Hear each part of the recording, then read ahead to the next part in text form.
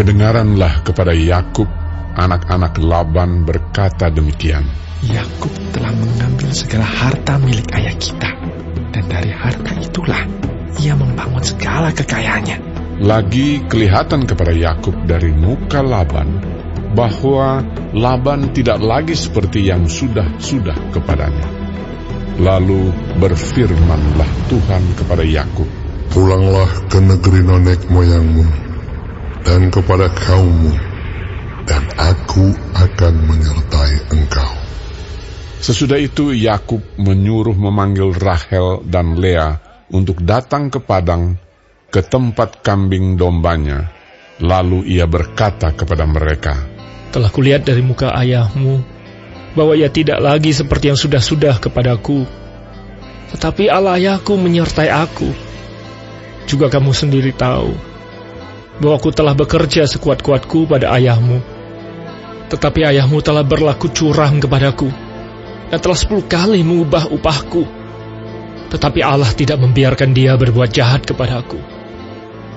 Apabila ia berkata, yang berbintik-bintiklah akan menjadi upahmu, maka segala kambing domba itu beroleh anak yang berbintik-bintik. Dan apabila ia berkata, yang bercoreng-corenglah akan menjadi upahmu, maka segala kambing domba itu beroleh anak yang bercoreng-coreng. Demikianlah Allah mengambil ternak ayahmu dan memberikannya kepadaku. Pada suatu kali, pada masa kambing domba itu suka berkelamin, maka aku bermimpi dan melihat bahwa jantan-jantan yang menjantani kambing domba itu bercoreng-coreng, berbintik-bintik dan berbelang-belang. Dan malaikat Allah berfirman kepadaku dalam mimpi itu, Yakub. Jawabku, ya Tuhan. Lalu ia berfirman, angkatlah mukamu dan lihatlah bahwa segala jantan yang menjantani kambing domba itu bercoreng-coreng, berbintik-bintik dan berbelang-belang. Sebab telah kulihat semua yang dilakukan oleh Laban itu kepadamu. Akulah Allah yang di Betel itu, di mana engkau mengurapi tugu dan di mana engkau bernasar kepadaku.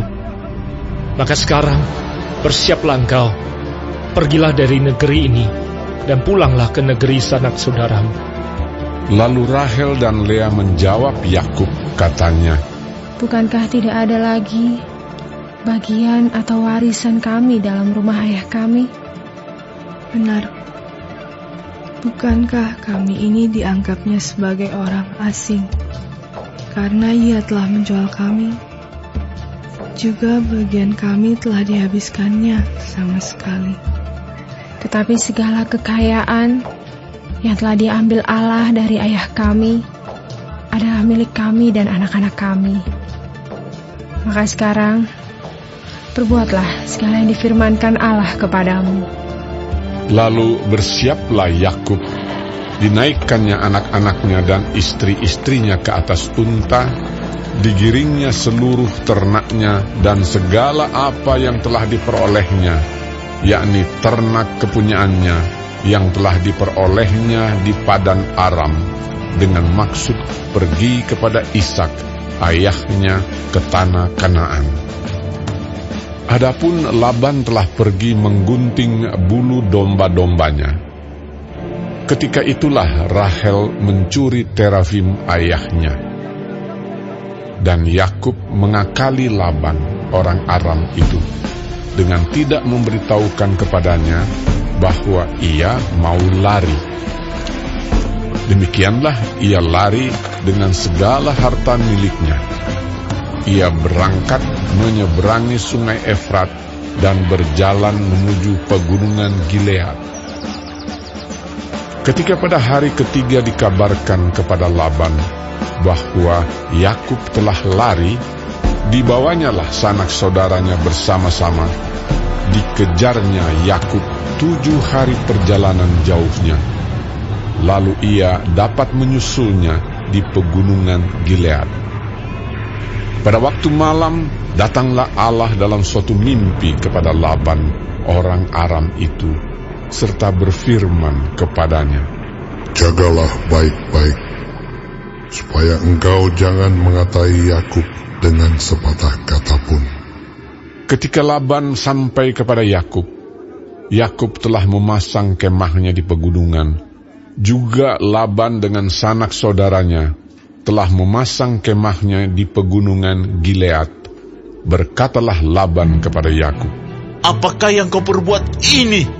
Maka engkau mengakali aku dan mengangkut anak-anakku perempuan sebagai orang tawanan. Mengapa engkau lari diam-diam dan mengakali aku? Mengapa engkau tidak memberitahu kepadaku, supaya aku mengantarkan engkau dengan sukacita dan nyanyian dengan rebana dan kecapi? Lagi pula engkau tidak memberikan aku kesempatan untuk mencium cucu-cucuku laki-laki dan anak-anakku perempuan. Memang bodoh perbuatanmu itu. Aku ini berkuasa untuk berbuat jahat kepadamu. Tetapi Allah ayahmu telah berfirman kepadaku tadi malam, jagalah baik-baik. Jangan engkau mengatai Yakub dengan sepatah kata pun. Maka sekarang, kalau memang kau harus pergi semata-mata karena sangat rindu ke rumah ayahmu, mengapa engkau mencuri dewa-dewaku?" Lalu Yakub menjawab Laban, Aku takut, karena pikirku, jangan-jangan kau merampas anak-anakmu itu daripada aku. Tetapi pada siapa engkau menemui dewa-dewamu itu, janganlah ia hidup lagi. Periksalah di depan saudara-saudara kita segala barang yang ada padaku, dan ambillah barangmu. sebab Yakub tidak tahu bahwa Rahel yang mencuri terafim itu. Lalu masuklah Laban ke dalam kemah Yakub dan ke dalam kemah Lea dan ke dalam kemah kedua budak perempuan itu, tetapi terafim itu tidak ditemuinya. Setelah keluar dari kemah Lea, ia masuk ke dalam kemah Rahel. Tetapi Rahel telah mengambil terafim itu dan memasukkannya ke dalam pelana untanya dan duduk di atasnya. Laban menggeledah seluruh kemah itu, tetapi terafim itu tidak ditemuinya. Lalu kata Rahel kepada ayahnya, "Janganlah Bapa marah, karena aku tidak dapat bangun berdiri di depanmu, sebab aku sedang haid." Dan Laban mencari dengan teliti, tetapi ia tidak menemui terafim itu. Lalu hati Yakub panas, dan ia bertengkar dengan Laban. Ia berkata kepada Laban, Apakah kesalahanku? Apakah dosaku? Maka engkau memburu aku sehebat itu. Engkau telah menggeledah segala barangku. Sekarang apakah yang kau temui dari segala barang rumahmu? Letakkanlah di sini di depan saudara-saudaraku dan saudara-saudaramu, supaya mereka mengadili antara kita berdua. Selama 20 tahun ini, aku bersama-sama dengan engkau. Domba dan kambing betinamu tidak pernah keguguran, dan jantan dari kambing dombamu tidak pernah kumakan. Yang diterkam oleh binatang buas tidak pernah kubawa kepadamu. Aku sendiri yang menggantinya. Yang dicuri orang, baik waktu siang, baik waktu malam, selalu engkau tuntut daripadaku. Aku dimakan panas hari waktu siang, dan kedinginan waktu malam, dan mataku jauh daripada tertidur. Selama 20 tahun ini aku di rumahmu. Aku telah bekerja padamu 14 tahun lamanya untuk mendapat kedua anakmu, dan 6 tahun untuk mendapat ternakmu, dan engkau telah 10 kali mengubah upahku. Seandainya Allah ayahku, Allah Abraham, dan yang disegani oleh Ishak tidak menyertai aku, tentulah engkau sekarang membiarkan aku pergi dengan tangan hampa. Tetapi kesengsaranku dan jerih payahku telah diperhatikan Allah, dan Dia telah menjatuhkan putusan tadi malam. Lalu Laban menjawab Yakub, Perempuan-perempuan ini anakmu, dan anak-anak lelaki ini cucuku, dan ternak ini ternakku. Bahkan segala yang kau lihat di sini adalah milikku. Jadi apakah yang dapat kuperbuat sekarang kepada anak-anakku ini, atau kepada anak-anak yang dilahirkan mereka? Maka sekarang marilah kita mengikat perjanjian, aku dan engkau, supaya itu menjadi kesaksian antara aku dan engkau. Kemudian Yakub mengambil sebuah batu dan didirikannya menjadi tugu. Selanjutnya berkatalah Yakub kepada sanak saudaranya, "Kumpulkanlah batu." Maka mereka mengambil batu dan membuat timbunan, lalu makanlah mereka di sana di dekat timbunan itu. Laban menamai timbunan batu itu Yegar Sahaduta, tetapi Yakub menamainya Galet. Lalu kata Laban, "Timbunan batu inilah pada hari ini menjadi kesaksian antara aku dan engkau." Itulah sebabnya timbunan itu dinamainya Galet dan juga Mispa, sebab katanya, Tuhan kiranya berjaga-jaga antara aku dan engkau apabila kita berjauhan.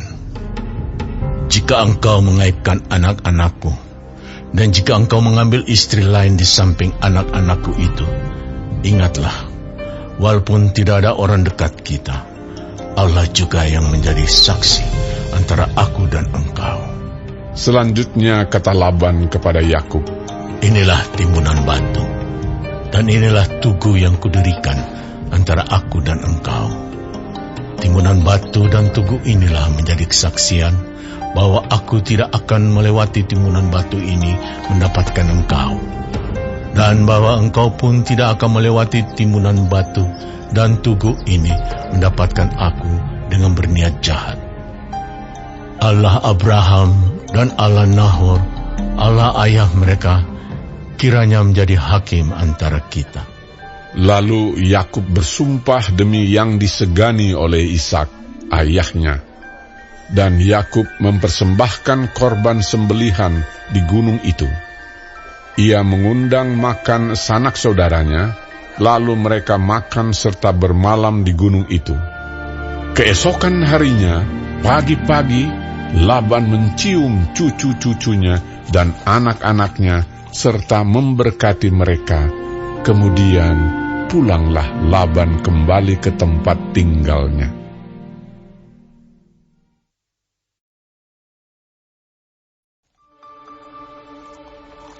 Yakub melanjutkan perjalanannya, lalu bertemulah malaikat-malaikat Allah dengan dia. Ketika Yakub melihat mereka, berkatalah ia, "Ini bala tentara Allah." Sebab itu dinamainyalah tempat itu Mahanaim. Sesudah itu Yakub menyuruh utusannya berjalan lebih dahulu mendapatkan Esau, kakaknya, ke tanah Seir, daerah Edom. Ia memerintahkan kepada mereka, "Beginilah kamu katakan kepada tuanku, kepada Esau. Beginilah kata hambamu Yakub. Aku telah tinggal pada Laban sebagai orang asing dan diam di situ selama ini. Aku telah mempunyai lembu sapi, keledai dan kambing domba, budak laki-laki dan perempuan. Dan aku menyuruh memberitahukan hal ini kepada tuanku, supaya aku mendapat kasih." Kemudian pulanglah para utusan itu kepada Yakub dan berkata, "Kami telah sampai kepada kakakmu, kepada Esau, dan ia pun sedang di jalan menemui engkau, diiringi oleh 400 orang. Lalu sangat takutlah Yakub dan merasa sesak hati. Maka dibaginyalah orang-orangnya yang bersama-sama dengan dia, kambing dombanya, lembu sapi dan untanya menjadi 2 pasukan. Sebab pikirnya, jika Esau datang menyerang pasukan yang satu, sehingga terpukul kalah, maka pasukan yang tinggal akan terluput. Kemudian berkatalah Yakub, "Ya Allah nenekku Abraham, dan Allah ayahku Ishak, ya Tuhan, yang telah berfirman kepadaku, ulanglah ke negerimu, serta kepada sanak saudaramu, dan aku akan berbuat baik kepadamu. Sekali-kali aku tidak layak untuk menerima segala kasih dan kesetiaan yang kau tunjukkan kepada hambamu ini. Sebab aku membawa hanya tongkatku ini waktu aku menyeberangi sungai Yordan ini. Tetapi sekarang telah menjadi 2 pasukan. Lepaskanlah kiranya aku dari tangan kakakku, dari tangan Esau. Sebab aku takut kepadanya. Jangan-jangan ia datang membunuh aku. Juga ibu-ibu dengan anak-anaknya. Bukankah engkau telah berfirman, tentu aku akan berbuat baik kepadamu dan menjadikan keturunanmu sebagai pasir di laut, yang karena banyaknya tidak dapat dihitung. Lalu bermalamlah ia di sana pada malam itu. Kemudian diambilnyalah dari apa yang ada padanya suatu persembahan untuk Esau kakaknya, yaitu 200 kambing betina dan 20 kambing jantan, 200 domba betina dan 20 domba jantan, 30 unta yang sedang menyusui beserta anak-anaknya, 40 lembu betina dan 10 lembu jantan, 20 keledai betina dan 10 keledai jantan. Diserahkannyalah semuanya itu kepada budak-budaknya untuk dijaga, tiap-tiap kumpulan tersendiri, dan ia berkata kepada mereka, berjalanlah kamu lebih dahulu, dan jagalah supaya ada jarak antara kumpulan yang satu dengan kumpulan yang lain. Diperintahkannyalah kepada yang paling di muka, apabila Esau kakakku bertemu dengan engkau dan bertanya kepadamu, siapakah tuanmu dan kemanakah engkau pergi, dan milik siapakah ternak yang di depanmu itu?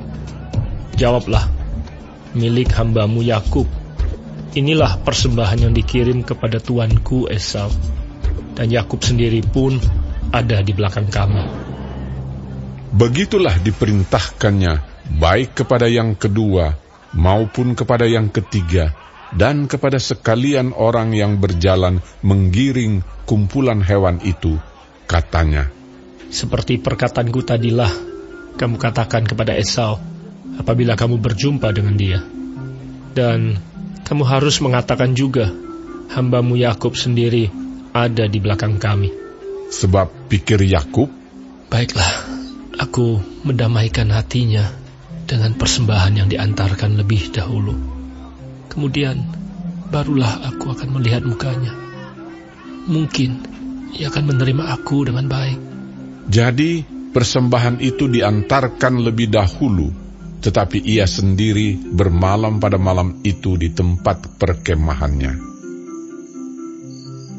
Pada malam itu Yakub bangun, dan ia membawa kedua istrinya, kedua budaknya perempuan, dan ke-11 anaknya, dan menyeberang di tempat penyeberangan sungai Yabok. Sesudah ia menyeberangkan mereka, ia menyeberangkan juga segala miliknya. Lalu tinggallah Yakub seorang diri, dan seorang laki-laki bergulat dengan dia sampai fajar menyingsing. Ketika orang itu melihat bahwa ia tidak dapat mengalahkannya, ia memukul sendi pangkal paha Yakub, sehingga sendi pangkal paha itu terpelecok ketika ia bergulat dengan orang itu. Lalu kata orang itu, biarkanlah aku pergi, karena fajar telah menyingsing. Sahut Yakub, aku tidak akan membiarkan kau pergi jika engkau tidak memberkati aku. Bertanyalah orang itu kepadanya, siapakah namamu? Sahutnya, Yakub. Lalu kata orang itu, namamu tidak akan disebutkan lagi Yakub, tetapi Israel, sebab engkau telah bergumul melawan Allah dan manusia, dan engkau menang. Bertanyalah Yakub, katakanlah juga namamu. Tetapi sahutnya, mengapa engkau menanyakan namaku? Lalu diberkatinyalah Yakub di situ. Yakub menamai tempat itu Peniel, sebab katanya, aku telah melihat Allah berhadapan muka, tetapi nyawaku tertolong. Lalu tampaklah kepadanya matahari terbit ketika ia telah melewati Peniel, dan Yakub pincang karena pangkal pahanya. Itulah sebabnya sampai sekarang orang Israel tidak memakan daging yang menutupi sendi pangkal paha, karena dia telah memukul sendi pangkal paha Yakub pada otot pangkal pahanya.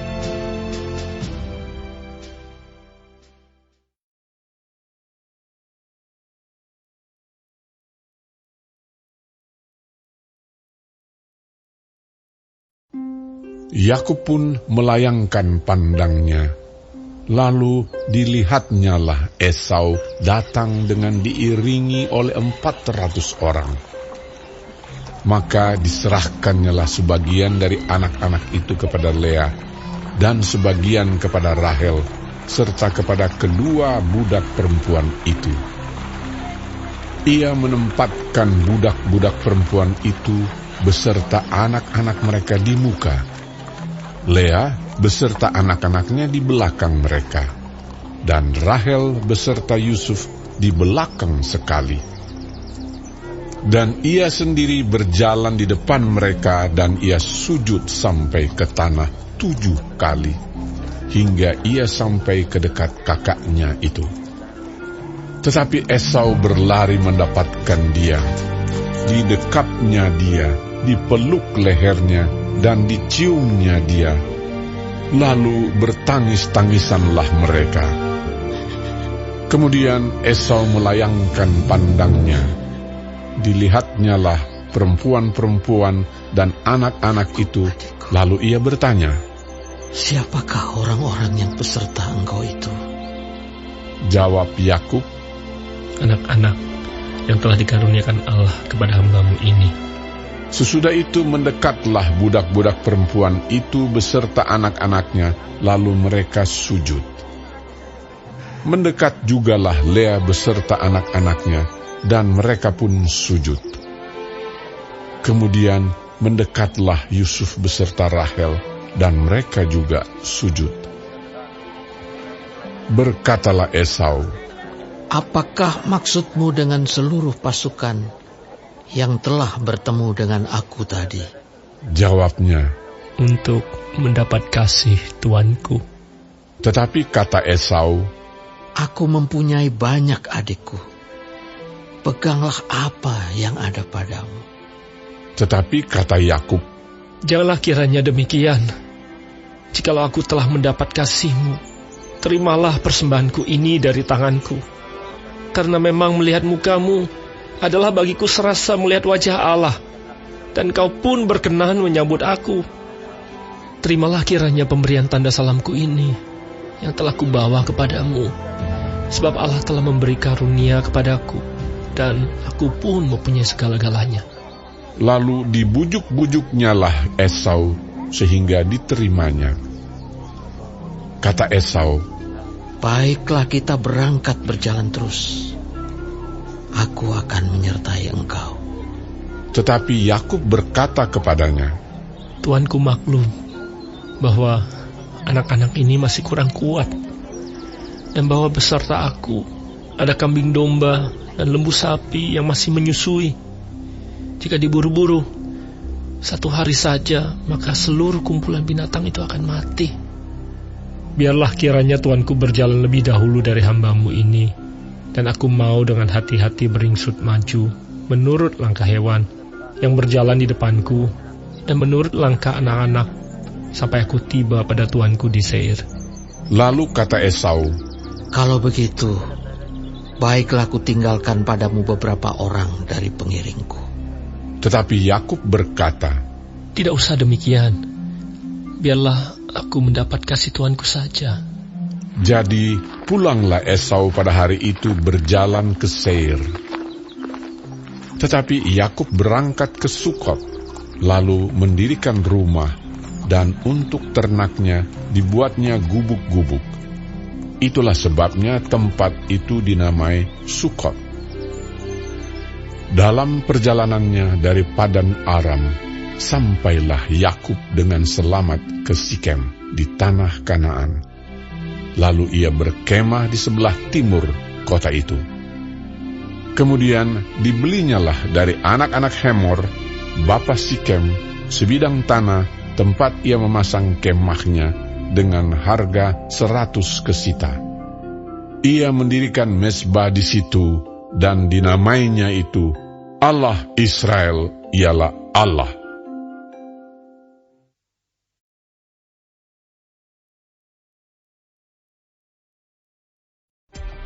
Pada suatu kali, pergilah Dina, anak perempuan Lea yang dilahirkannya bagi Yakub, mengunjungi perempuan-perempuan di negeri itu. Ketika itu terlihatlah ia oleh Sikem, anak Hemor, orang Hewi, raja negeri itu. Lalu Dina itu dilarikannya dan diperkosanya. Tetapi terikatlah hatinya kepada Dina, anak Yakub. Ia cinta kepada gadis itu, lalu menenangkan hati gadis itu. Sebab itu berkatalah Sikem kepada Hemor, ayahnya, ambillah bagiku gadis ini untuk menjadi istriku.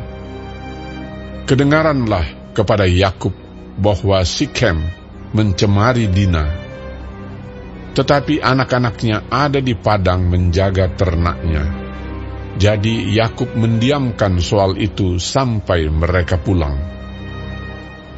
Lalu Hemor, ayah Sikem, pergi mendapatkan Yakub untuk berbicara dengan dia.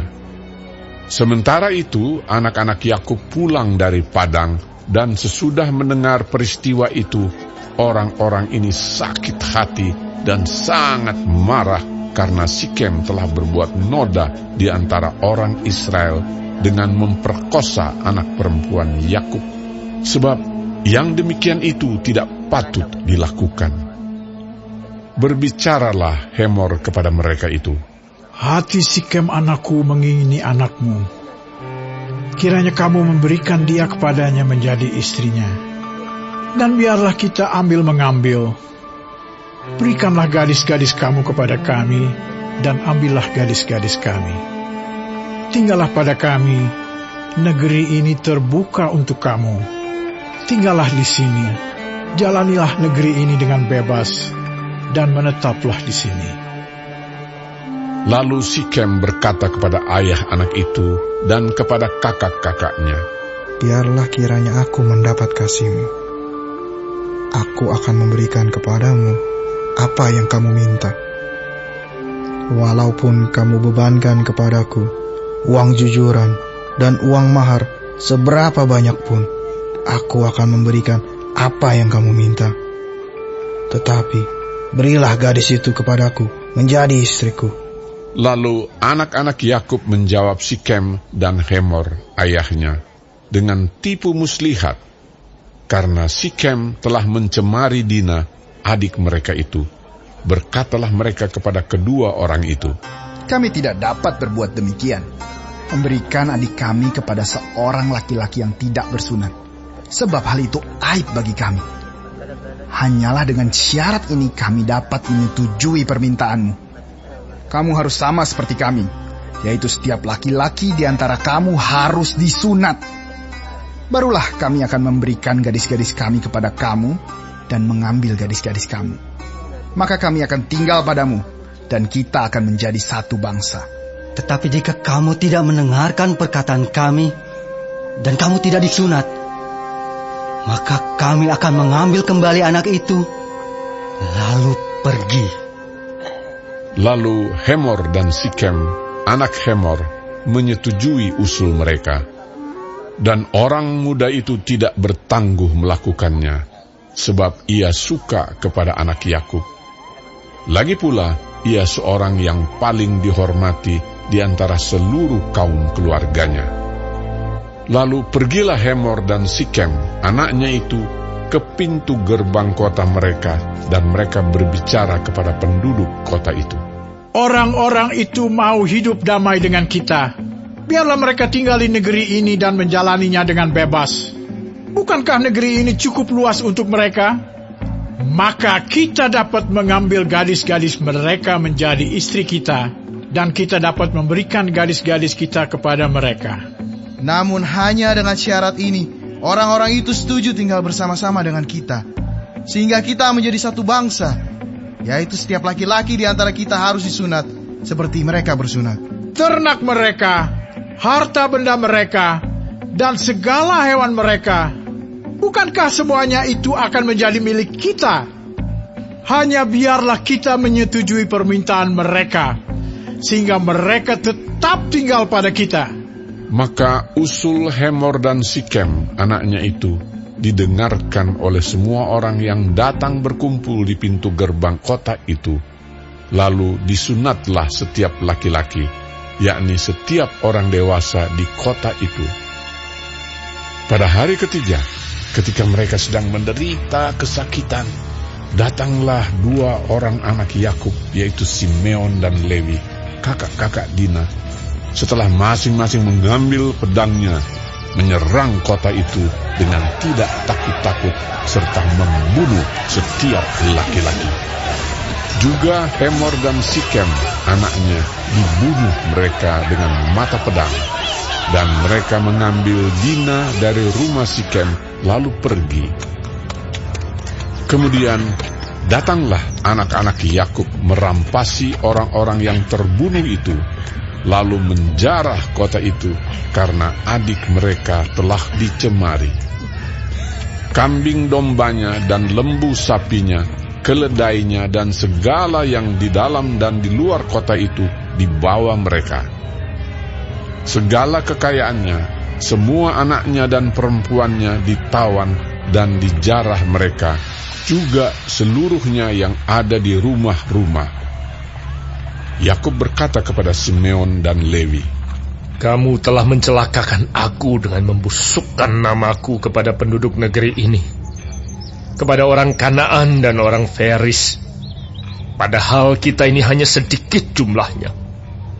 Apabila mereka bersekutu melawan kita, tentulah mereka akan memukul kita kalah, dan kita akan dipunahkan, aku beserta seisi rumahku." Tetapi jawab mereka, "Mengapa adik kita diperlakukannya sebagai seorang perempuan sundal?"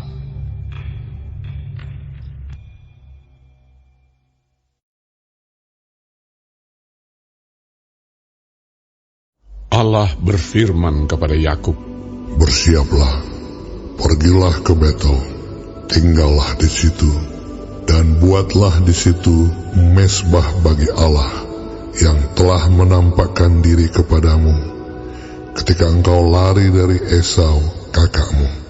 Lalu berkatalah Yakub kepada seisi rumahnya dan kepada semua orang yang bersama-sama dengan dia, "Jauhkanlah dewa-dewa asing yang ada di tengah-tengah kamu. Tahirkanlah dirimu dan tukarlah pakaianmu. Marilah kita bersiap dan pergi ke Betel. Aku akan membuat mezbah di situ bagi Allah, yang telah menjawab aku pada masa kesesakanku, dan yang telah menyertai aku di jalan yang kutempuh." Mereka menyerahkan kepada Yakub segala dewa asing yang dipunyai mereka, dan anting-anting yang ada pada telinga mereka.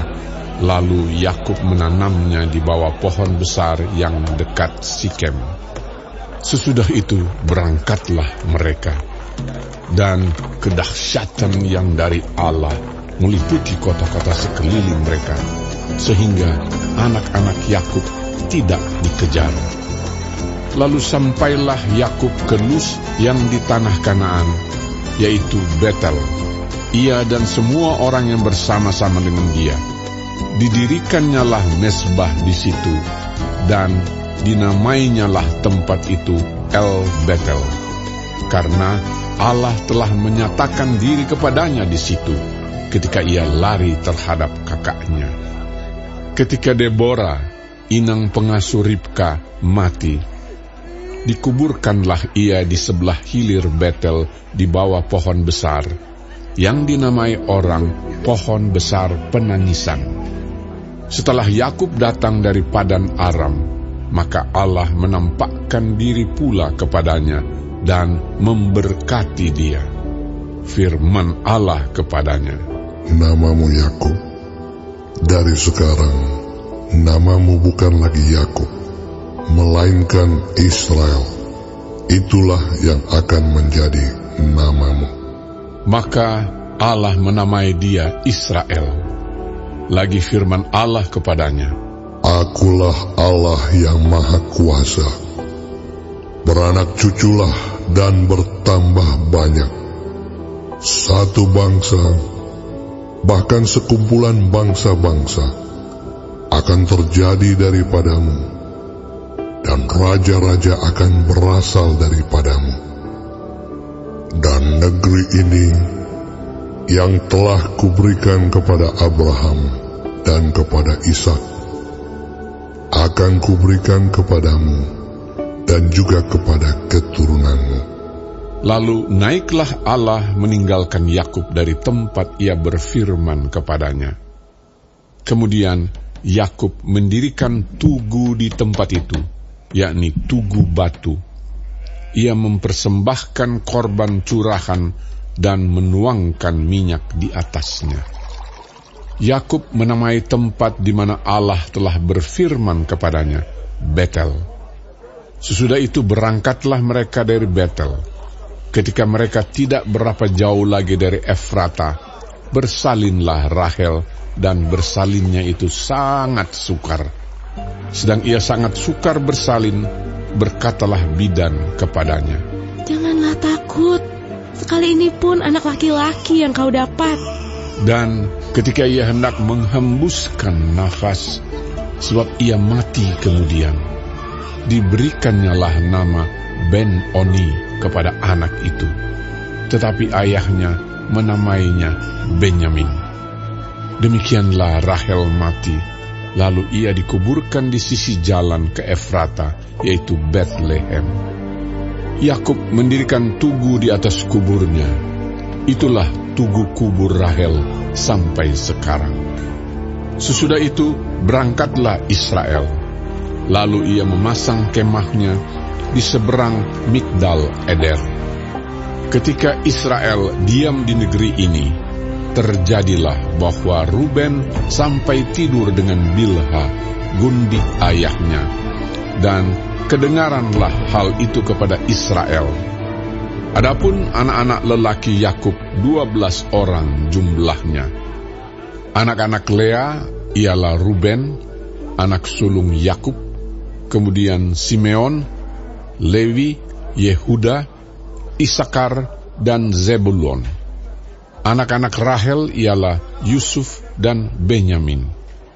Dan anak-anak Bilha, budak perempuan Rahel, ialah Dan serta Naftali. Dan anak-anak Zilpa, budak perempuan Lea, ialah Gad dan Asher. Itulah anak-anak lelaki Yakub yang dilahirkan baginya di Padan Aram. Lalu sampailah Yakub kepada Ishak, ayahnya, di Mamre dekat Kiryat Arba. Itulah Hebron, tempat Abraham dan Ishak tinggal sebagai orang asing. Adapun umur Ishak 180 tahun. Lalu meninggallah Ishak. Ia mati dan dikumpulkan kepada kaum leluhurnya. Ia tua dan suntuk umur. Maka Esau dan Yakub anak-anaknya itu menguburkan dia.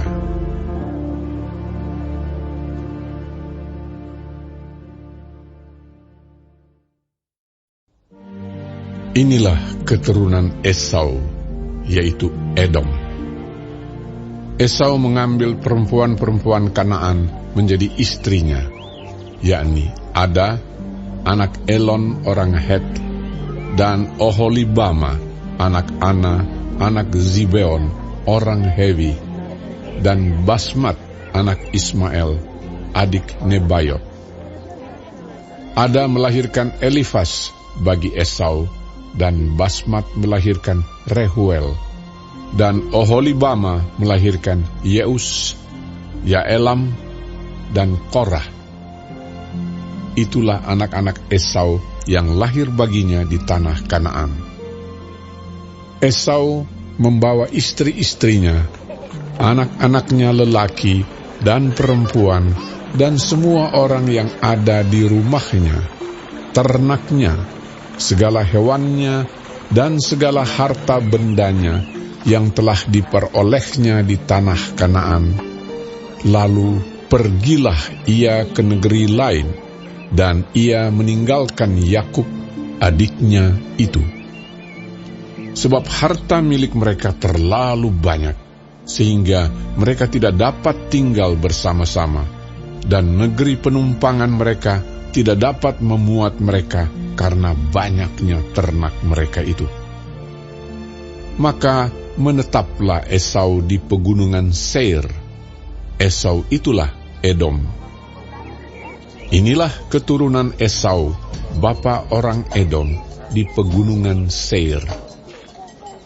Nama anak-anaknya ialah Elifas, anak Ada, istri Esau; Rehuel, anak Basmat, istri Esau. Anak-anak Elifas ialah Teeman, Omar, Zefo, Gaetam, dan Kenas. Timna adalah gundik Elifas anak Esau. Ia melahirkan Amalek bagi Elifas. Itulah cucu-cucu Ada, istri Esau. Inilah anak-anak Rehuel: Nahat, Zerah, Syama, dan Miza. Itulah cucu-cucu Basmat, istri Esau. Inilah anak-anak Oholibama, istri Esau itu, anak Ana, anak Zibeon. Ia melahirkan bagi Esau Yeus, Yaelam, dan Korah. Inilah kepala-kepala kaum Bani Esau, keturunan Elifas, anak sulung Esau. Ialah kepala kaum Teeman, kepala kaum Omar, kepala kaum Zevo, kepala kaum Kenas, kepala kaum Korah, kepala kaum Gaetam, dan kepala kaum Amalek. Itulah kepala-kepala kaum Elifas di tanah Edom. Itulah keturunan Ada. Inilah keturunan Rehuel, anak Esau, kepala kaum Nahat, kepala kaum Zerah, kepala kaum Syama, dan kepala kaum Miza. Itulah kepala-kepala kaum Rehuel di tanah Edom. Itulah keturunan Basmat, istri Esau. Inilah keturunan Oholibama, istri Esau, kepala kaum Yeus, kepala kaum Yaelam, kepala kaum Korah. Itulah kepala-kepala kaum Oholibama, istri Esau, anak Ana. Itulah Bani Esau, yakni Edom, dan itulah kepala-kepala kaum mereka. Inilah anak-anak Seir, orang Hori, penduduk negeri itu: Lotan, Shobal, Zibeon, Ana, Dishon, Ezer, Dishan. Itulah kepala-kepala kaum orang Hori, anak-anak Seir di tanah Edom. Anak-anak Lotan ialah Hori dan Heman, dan saudara perempuan Lotan ialah Timna. Inilah anak-anak Shobal: Alwan, Manahat, Ebal, Shefo, dan Onam. Inilah anak-anak Zibeon: Aya dan Ana. Ana inilah yang menemui mata-mata air panas di padang gurun, ketika ia sedang menggembalakan keledai Zibeon, ayahnya itu. Inilah anak-anak Ana: Dishon dan Oholibama, anak perempuan Ana. Inilah anak-anak Dishon: Hemdan, Eshiban, Yitran, dan Keran. Inilah anak-anak Ezer: Bilhan, Zaawan, dan Akan. Inilah anak-anak Dishan: Us dan Aran. Itulah kepala-kepala kaum orang Hori, kepala kaum Lotan, kepala kaum Shobal, kepala kaum Zibeon, kepala kaum Ana, kepala kaum Dishon, kepala kaum Ezer, dan kepala kaum Dishan. Itulah kepala-kepala kaum orang Hori, kaum demi kaum di tanah Seir. Inilah raja-raja yang memerintah di tanah Edom, sebelum ada seorang raja memerintah atas orang Israel. Di Edom yang memerintah ialah Bela bin Beor, dan kotanya bernama Tinhaba. Setelah Bela mati, Yobab bin Zerah dari Bozra menjadi raja menggantikan dia. Setelah Yobab mati, Husham dari negeri orang Teeman menjadi raja menggantikan dia. Setelah Husham mati, Hadad bin Bedad menjadi raja menggantikan dia. Dialah yang memukul kalah orang Midian di daerah Moab, dan kotanya bernama Awik. Setelah Hadad mati, Samlah dari Masreka menjadi raja menggantikan dia. Setelah Samlah mati, Saul dari Rehobot yang di pinggir sungai menjadi raja menggantikan dia. Setelah Saul mati, Baal Hanan bin Akbor menjadi raja menggantikan dia. Setelah Baal Hanan bin Akbor mati, Hadar menjadi raja menggantikan dia. Kotanya bernama Pahu, dan istrinya bernama Mehetabeel binti Matred binti Mezahab. Inilah nama kepala-kepala kaum Esau menurut kaum dan tempat mereka, dengan nama mereka masing-masing. Kepala kaum Timna, kepala kaum Alwa, kepala kaum Yetet, kepala kaum Oholibama, kepala kaum Ela, kepala kaum Pinon, kepala kaum Kenas, kepala kaum Teeman, kepala kaum Mibzar, kepala kaum Magdiel, dan kepala kaum Iram. Itulah kepala-kepala kaum Edom menurut tempat kediaman mereka di tanah milik mereka. Edom ialah Esau, bapa orang Edom.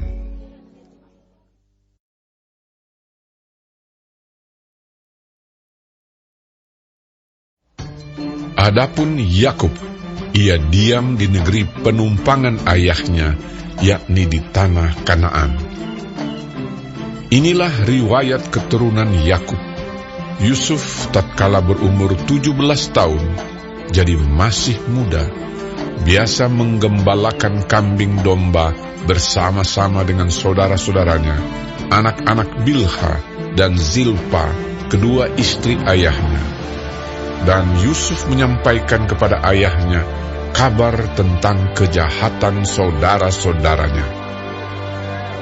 Israel lebih mengasihi Yusuf dari semua anaknya yang lain, sebab Yusuf itulah anaknya yang lahir pada masa tuanya, dan ia menyuruh membuat jubah yang maha indah bagi dia. Setelah dilihat oleh saudara-saudaranya bahwa ayahnya lebih mengasihi Yusuf dari semua saudaranya, maka bencilah mereka itu kepadanya dan tidak mau menyapanya dengan ramah. Pada suatu kali bermimpilah Yusuf, lalu mimpinya itu diceritakannya kepada saudara-saudaranya, sebab itulah mereka lebih benci lagi kepadanya. Karena katanya kepada mereka, "Coba, dengarkan mimpi yang kumimpikan ini. Tampak kita sedang di ladang, mengikat berkas-berkas gandum. Lalu, bangkitlah berkasku dan tegak berdiri. Kemudian, datanglah berkas-berkas kamu sekalian, mengelilingi dan sujud menyembah kepada berkasku itu."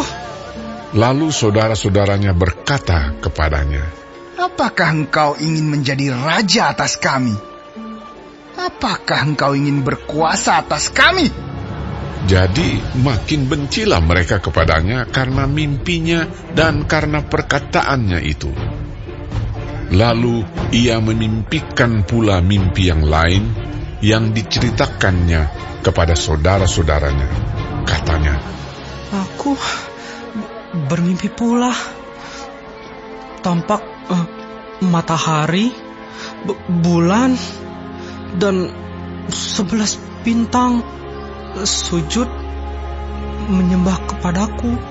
setelah hal ini diceritakannya kepada ayah dan saudara-saudaranya, maka ia ditegur oleh ayahnya. Mimpi apa mimpimu itu? Masakan aku dan ibumu serta saudara-saudaramu sujud menyembah kepadamu sampai ke tanah. Maka iri hatilah saudara-saudaranya kepadanya, tetapi ayahnya menyimpan hal itu dalam hatinya. Pada suatu kali, pergilah saudara-saudaranya menggembalakan kambing domba ayahnya dekat Sikem. Lalu Israel berkata kepada Yusuf, Bukankah saudara-saudaramu menggembalakan kambing domba dekat Sikem? Marilah engkau kusuruh kepada mereka. Sahut Yusuf, Ya, Bapa.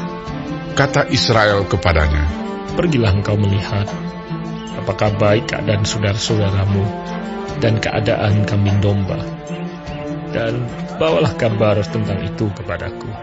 Lalu Yakub menyuruh dia dari lembah Hebron, dan Yusuf pun sampailah ke Sikem. Ketika Yusuf berjalan ke sana kemari di padang, bertemulah ia dengan seorang laki-laki yang bertanya kepadanya. Apakah yang kau cari? Sahutnya, Aku mencari saudara-saudaraku. Tolonglah katakan kepadaku, di mana mereka menggembalakan kambing domba. Lalu kata orang itu, Mereka telah berangkat dari sini. Sebab telah kudengar mereka berkata, marilah kita pergi ke Dotan. Maka Yusuf menyusul saudara-saudaranya itu dan didapatinyalah mereka di Dotan. Dari jauh ia telah kelihatan kepada mereka. Tetapi sebelum ia dekat pada mereka, mereka telah bermufakat mencari daya upaya untuk membunuhnya. Kata mereka seorang kepada yang lain, Lihat, tukang mimpi kita itu datang. Sekarang, marilah kita bunuh dia dan kita lemparkan ke dalam salah satu sumur ini. Lalu kita katakan, seekor binatang buas telah menerkamnya. Dan kita akan lihat nanti bagaimana jadinya mimpinya itu. ketika Ruben mendengar hal ini, ia ingin melepaskan Yusuf dari tangan mereka. Sebab itu katanya, Janganlah kita bunuh dia. lagi kata Ruben kepada mereka, Janganlah tumpahkan darah. Lemparkanlah dia ke dalam sumur yang ada di padang gurun ini. Tetapi janganlah apa-apakan dia. maksudnya hendak melepaskan Yusuf dari tangan mereka dan membawanya kembali kepada ayahnya.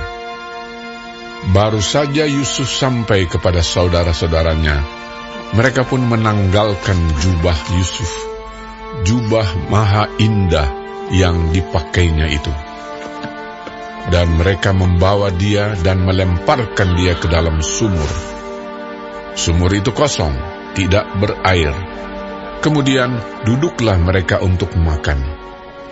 Ketika mereka mengangkat muka, kelihatanlah kepada mereka suatu kafilah orang Ismail datang dari Gilead dengan untanya yang membawa damar, balsam, dan damar ladang dalam perjalanannya mengangkut barang-barang itu ke Mesir. Lalu kata Yehuda kepada saudara-saudaranya itu, Apakah untungnya kalau kita membunuh adik kita itu dan menyembunyikan darahnya? Marilah kita jual dia kepada orang Ismail ini. Tetapi janganlah kita apa-apakan dia, karena ia saudara kita, darah daging kita. Dan saudara-saudaranya mendengarkan perkataannya itu. Ketika ada saudagar-saudagar Midian lewat, Yusuf diangkat ke atas dari dalam sumur itu, kemudian dijual kepada orang Ismail itu dengan harga 20 shikal perak. Lalu Yusuf dibawa mereka ke Mesir. Ketika Ruben kembali ke sumur itu, ternyata Yusuf tidak ada lagi di dalamnya. Lalu dikoyakkannya lah bajunya, dan kembalilah ia kepada saudara-saudaranya. Katanya, Anak itu tidak ada lagi. Kemanakah aku ini? Kemudian mereka mengambil jubah Yusuf dan menyembelih seekor kambing, lalu mencelupkan jubah itu ke dalam darahnya. Jubah maha indah itu mereka suruh antarkan kepada ayah mereka dengan pesan, "Ini kami dapati. Silakanlah Bapak periksa. Apakah jubah ini milik anak Bapak atau tidak?" Ketika Yakub memeriksa jubah itu, ia berkata, "Ini jubah anakku. Binatang buas telah memakannya. Tentulah Yusuf telah diterkam." Dan Yakub mengoyakkan jubahnya, lalu mengenakan kain kabung pada pinggangnya, dan berkabunglah ia berhari-hari lamanya karena anaknya itu. Sekalian anaknya laki-laki dan perempuan berusaha menghiburkan dia, tetapi ia menolak dihiburkan, serta katanya, "Tidak, aku akan berkabung sampai aku turun mendapatkan anakku ke dalam dunia orang mati." Demikianlah Yusuf ditangisi oleh ayahnya. Adapun Yusuf, ia dijual oleh orang Midian itu ke Mesir, kepada Potifar, seorang pegawai istana Fir'aun, kepala pengawal raja.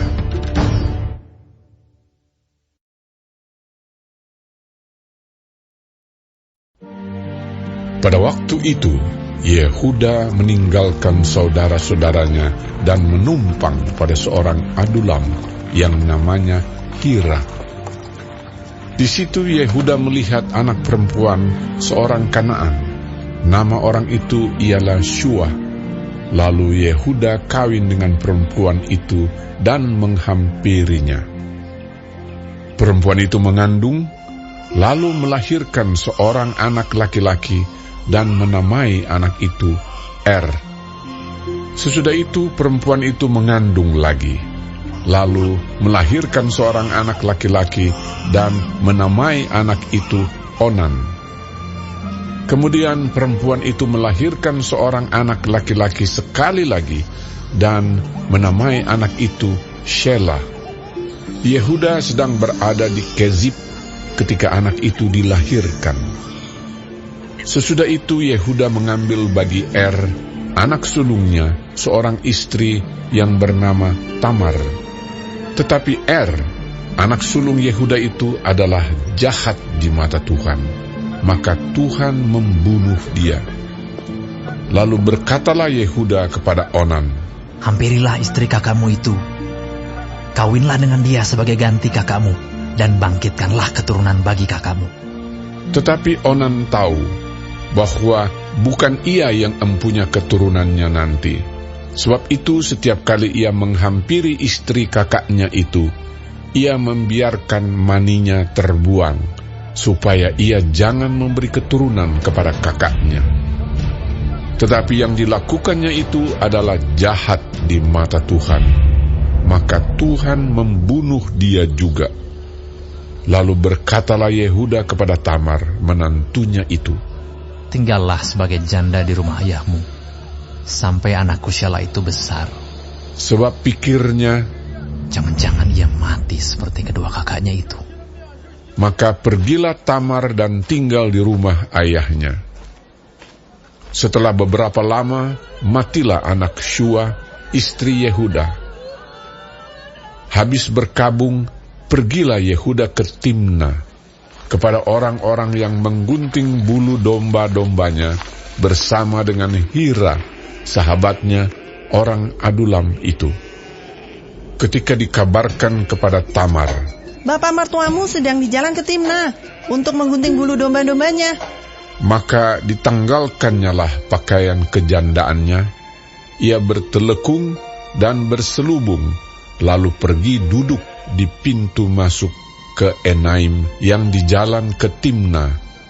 Karena dilihatnya bahwa Shelah telah menjadi besar, dan dia tidak diberikan juga kepada Shelah itu untuk menjadi istrinya. Ketika Yehuda melihat dia, disangkanyalah dia seorang perempuan sundal karena ia menutupi mukanya. Lalu berpalinglah Yehuda mendapatkan perempuan yang di pinggir jalan itu serta berkata, "Marilah, aku mau menghampiri engkau." Sebab ia tidak tahu bahwa perempuan itu menantunya. Tanya perempuan itu, "Apakah yang akan kau berikan kepadaku jika engkau menghampiri aku?" Jawabnya, "Aku akan mengirimkan kepadamu seekor anak kambing dari kambing dombaku." Kata perempuan itu, "Asal engkau memberikan tanggungannya sampai engkau mengirimkannya kepadaku." Tanyanya, "Apakah tanggungan yang harus kuberikan kepadamu?" Jawab perempuan itu, "Cap meteraimu, serta kalungmu, dan tongkat yang ada di tanganmu." Lalu diberikannya semuanya itu kepadanya, maka ia menghampirinya. Perempuan itu mengandung daripadanya. Bangunlah perempuan itu, lalu pergi. Ditanggalkannya telekungnya, dan dikenakannya pula pakaian kejandaannya. Adapun Yehuda, ia mengirimkan anak kambing itu dengan perantaraan sahabatnya, orang Adulam itu, untuk mengambil kembali tanggungannya dari tangan perempuan itu, tetapi perempuan itu tidak dijumpainya lagi. Ia bertanya-tanya di tempat tinggal perempuan itu, "Di manakah perempuan jalang yang duduk tadinya di pinggir jalan di Enaim itu?" Jawab mereka, "Tidak ada di sini perempuan jalang." Kembalilah ia kepada Yehuda dan berkata, "Tidak ada kujumpai dia." Dan juga orang-orang di tempat itu berkata, "Tidak ada perempuan jalang di sini." Lalu berkatalah Yehuda, "Biarlah barang-barang itu dipegangnya, supaya kita jangan menjadi buah olok-olok orang. Sungguhlah anak kambing itu telah kukirimkan, tetapi engkau tidak menjumpai perempuan itu." Sesudah kira-kira 3 bulan dikabarkanlah kepada Yehuda, "Tamar menantumu bersundal, bahkan telah mengandung dari persundalannya itu." Lalu kata Yehuda, "Bawalah perempuan itu, supaya dibakar." Waktu dibawa, perempuan itu menyuruh orang kepada mertuanya mengatakan, "Dari laki-laki yang mempunyai barang-barang inilah aku mengandung." Juga dikatakannya, "Periksalah, siapa yang mempunyai cap materai serta kalung dan tongkat ini?" Yehuda memeriksa barang-barang itu, lalu berkata, "Bukan aku, tetapi perempuan itulah yang benar, karena memang aku tidak memberikan dia kepada Shelah, anakku." Dan ia tidak bersetubuh lagi dengan perempuan itu. Pada waktu perempuan itu hendak bersalin, nyatalah ada anak kembar dalam kandungannya. Dan ketika ia bersalin, seorang dari anak itu mengeluarkan tangannya, lalu dipegang oleh bidan, diikatnya dengan benang kirmisi, serta berkata, "Inilah yang lebih dahulu keluar." Ketika anak itu menarik tangannya kembali, keluarlah saudaranya laki-laki, dan bidan itu berkata, "Alangkah kuatnya engkau menembus keluar." Maka anak itu dinamai Peres. Sesudah itu, keluarlah saudaranya laki-laki yang tangannya telah berikat benang kirmisi itu. Lalu kepadanya diberi nama Zerah.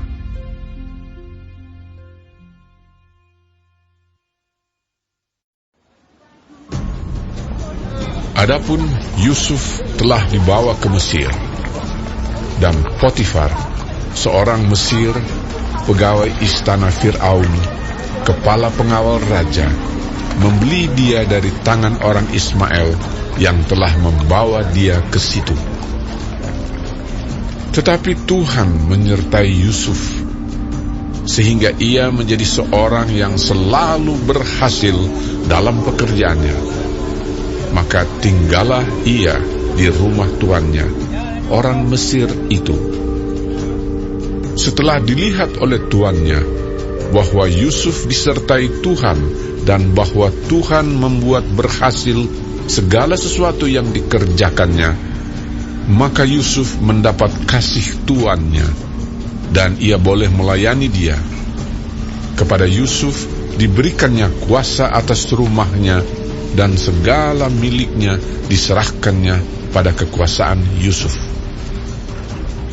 Sejak ia memberikan kuasa dalam rumahnya dan atas segala miliknya kepada Yusuf, Tuhan memberkati rumah orang Mesir itu karena Yusuf, sehingga berkat Tuhan ada atas segala miliknya, baik yang di rumah maupun yang di ladang.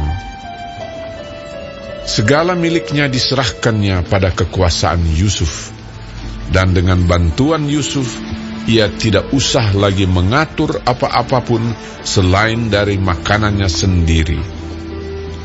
Adapun Yusuf itu manis sikapnya dan elok parasnya. Selang beberapa waktu, istri tuannya memandang Yusuf dengan berahi, lalu katanya, "Marilah tidur dengan aku."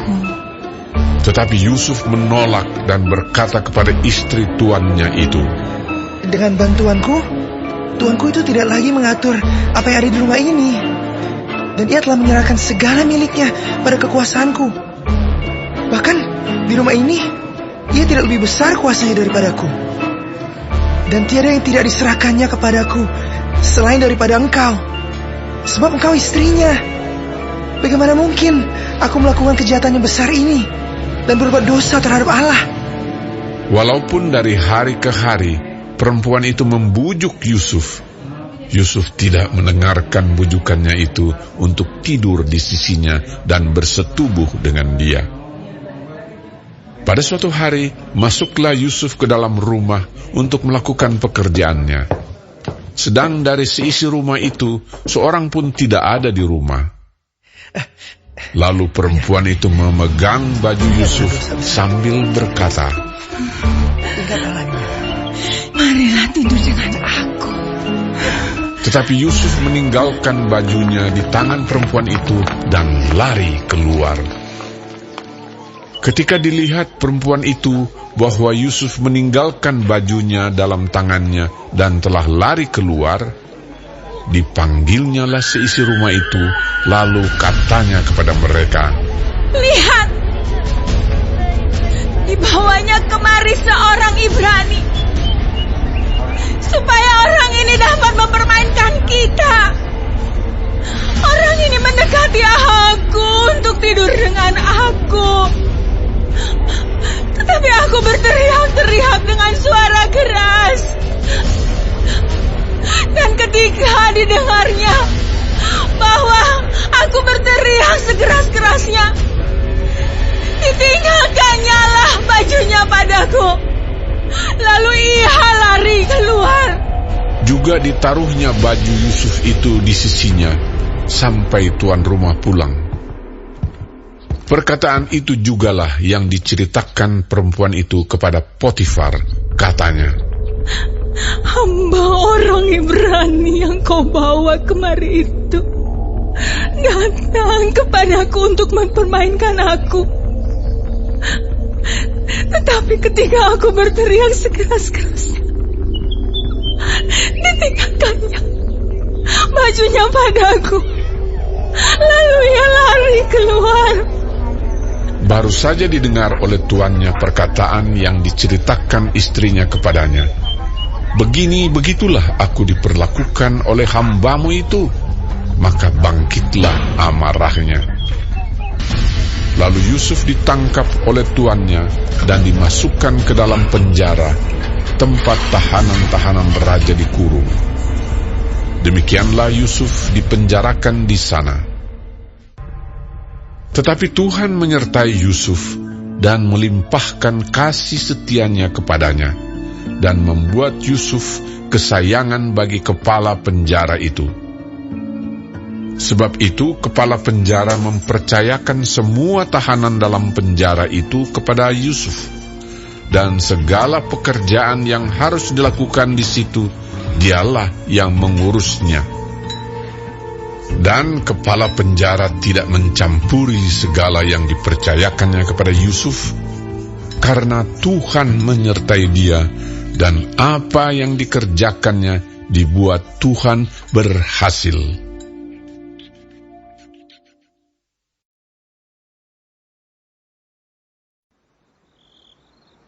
Sesudah semuanya itu terjadilah bahwa juru minuman Raja Mesir dan juru rotinya membuat kesalahan terhadap tuannya, Raja Mesir itu.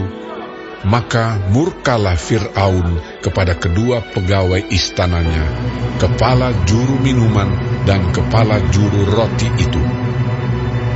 Ia menahan mereka dalam rumah kepala pengawal raja, dalam penjara tempat Yusuf dikurung. Kepala pengawal raja menempatkan Yusuf bersama-sama dengan mereka untuk melayani mereka. Demikianlah mereka ditahan beberapa waktu lamanya.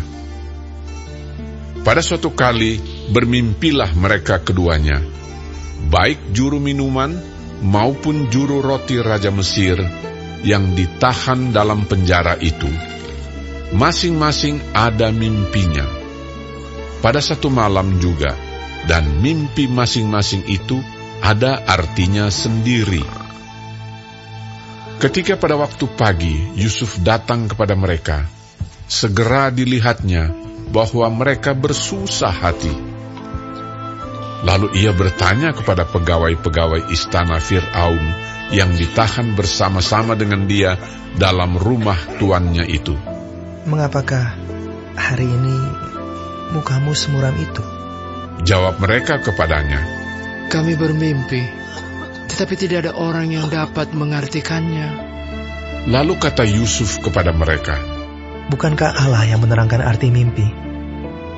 Ceritakanlah kiranya mimpimu itu kepadaku." Kemudian juru minuman itu menceritakan mimpinya kepada Yusuf. Katanya, "Dalam mimpiku itu, tampak ada pohon anggur di depanku. Pohon anggur itu ada 3 carangnya, dan baru saja pohon itu bertunas. Bunganya sudah keluar, dan tandan-tandannya penuh buah anggur yang ranum. Dan di tanganku ada piala Firaun. Buah anggur itu kuambil, lalu kuperas ke dalam piala Firaun, kemudian kusampaikan piala itu ke tangan Firaun." Kata Yusuf kepadanya, "Beginilah arti mimpi itu. Ketiga carang itu artinya 3 hari. Dalam 3 hari ini, Firaun akan meninggikan engkau dan mengembalikan engkau ke dalam pangkatmu yang dahulu. Dan engkau akan menyampaikan piala ke tangan Firaun seperti dahulu kala, ketika engkau jadi juru minumannya. Tetapi ingatlah kepadaku, apabila keadaanmu telah baik nanti, tunjukkanlah terima kasihmu kepadaku dengan menceritakan hal ikhwalku kepada Firaun. Dan tolonglah keluarkan aku dari rumah ini. Sebab aku diculik begitu saja dari negeri orang Ibrani. Dan di sini pun aku tidak pernah melakukan apa-apa yang menyebabkan aku layak dimasukkan ke dalam liang tutupan ini." Setelah dilihat oleh kepala juru roti betapa baik arti mimpi itu, berkatalah ia kepadanya, "Aku pun bermimpi juga. Tampak aku menjunjung 3 bakul berisi penganan. Dalam bakul atas ada berbagai-bagai makanan untuk Fir'aun, buatan juru roti.